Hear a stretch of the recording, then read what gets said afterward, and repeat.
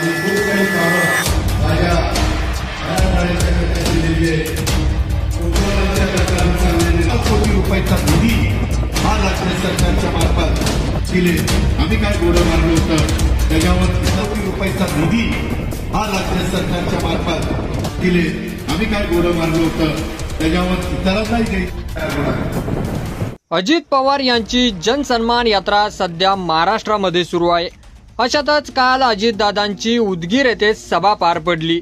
या सभेदरम्यान दादाचं भाषण सुरू असताना महिलांनी मध्येच धूम ठोकलेली आहे. तर ही सभा अजितदादांनी महिलांसाठीच घेतलेली होती आणि दादाला दाखवून द्यायचं होतं की आपण लाडकी बहीण योजना का सुरू केली असं सांगत असतानाच आज या महिलांनी भर सभेतून काढता पाय घेतलेला आहे आणि अखेर दादाला रिकाम्या खुर्च्या समोर लवकर भाषण आटपावं लागलं.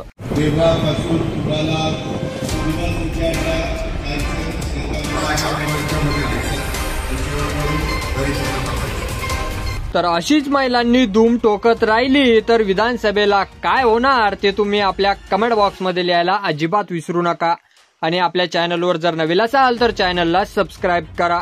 धन्यवाद.